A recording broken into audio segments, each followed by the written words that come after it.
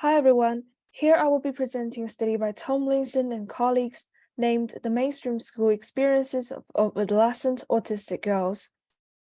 This presentation will first give a brief introduction to the background and rationale of the study, followed by a summary of its methodology and data collection process.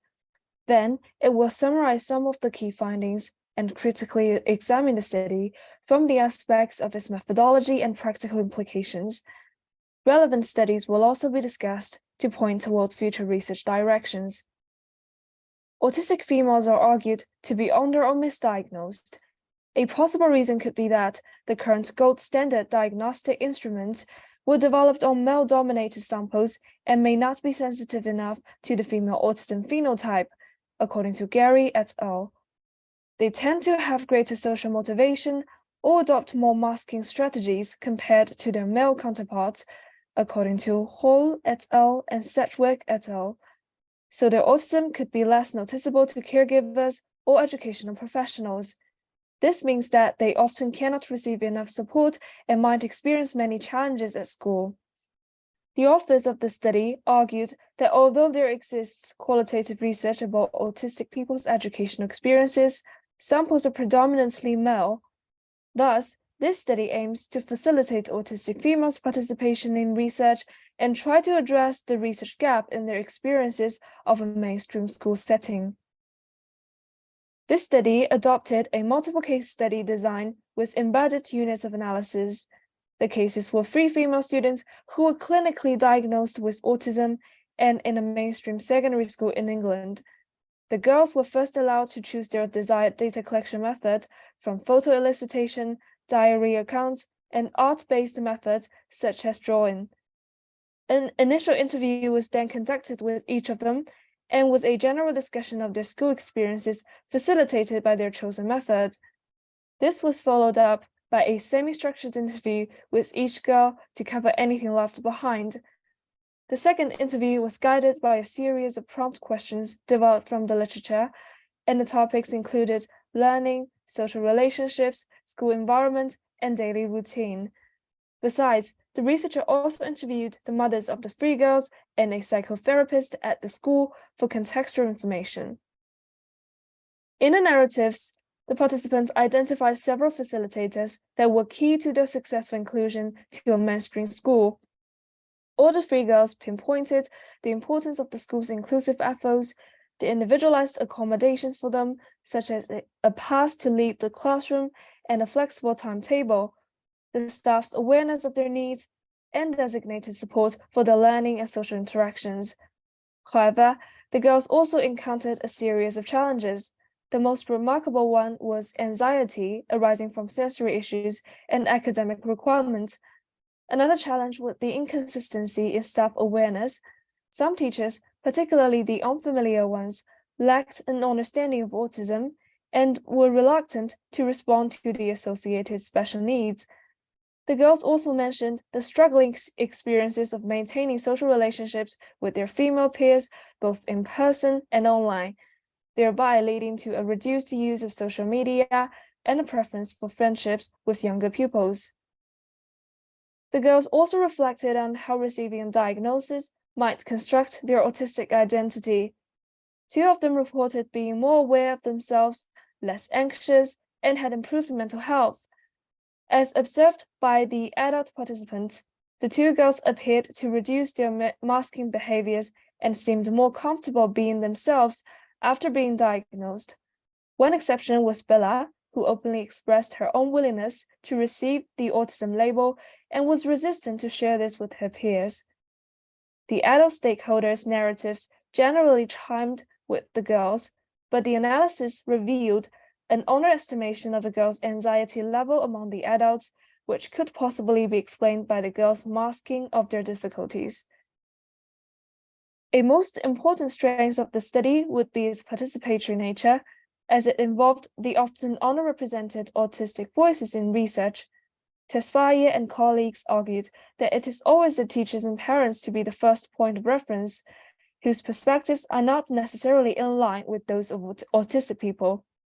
In the study, girls were given more autonomy in choosing their preferred data collection methods, and the interview schedule only consisted of very broad prompts to make sure the conversation was largely participant-driven and to respect their experience-based expertise of autism.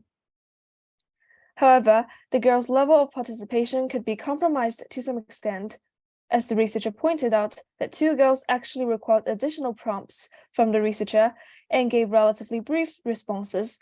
Their voices might not be elicited enough as envisaged by the researchers.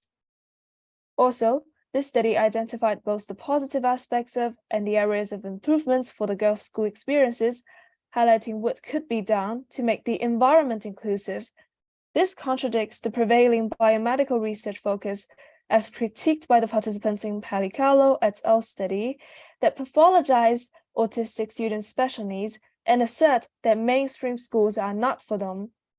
Admittedly, the sample was recruited from a school with recognized good autism practice by Ofsted, and due to the small sample size and the heterogeneity of autism, the findings might not be applicable to girls in other mainstream schools, especially those schools starting from scratch to build an inclusive environment.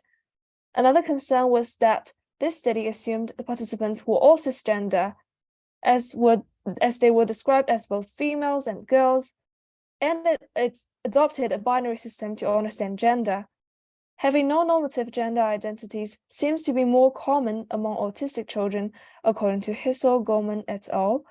Thus, it is worth exploring how their gender identities interact with the autistic identity to complicate their school experiences, especially during adolescence, where they increasingly navigate and construct their different identities. Although the current study is already at the forefront of the mainstream school experiences of autistic girls, there are still relevant studies that address the above limitations to some extent.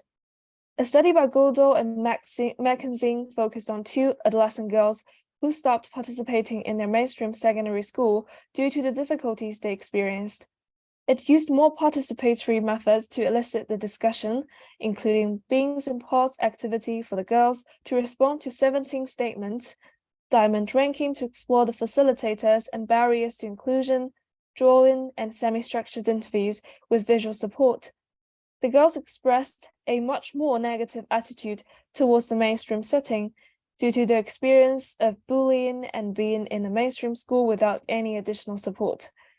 The existence of such unsuccessful inclusion cases, again, points towards the highly varied experiences of autistic girls in different settings and the need to attempt various engaging approaches to elicit their views. Although not specifically focusing on school experiences, a study by Critland et al.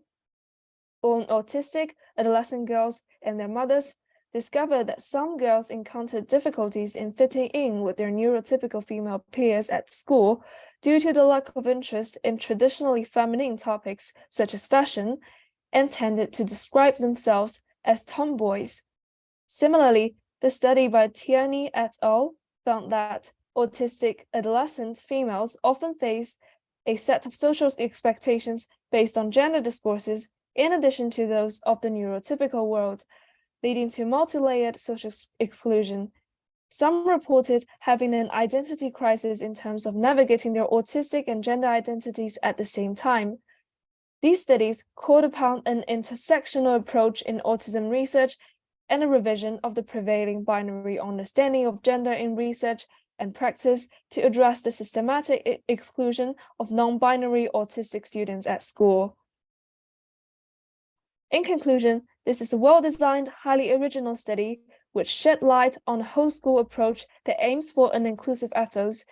It resonates with the authentic voices and lived experiences of autistic youth through an inclusive methodology and counterbalances the stigmatizing deficit-based autism discourses.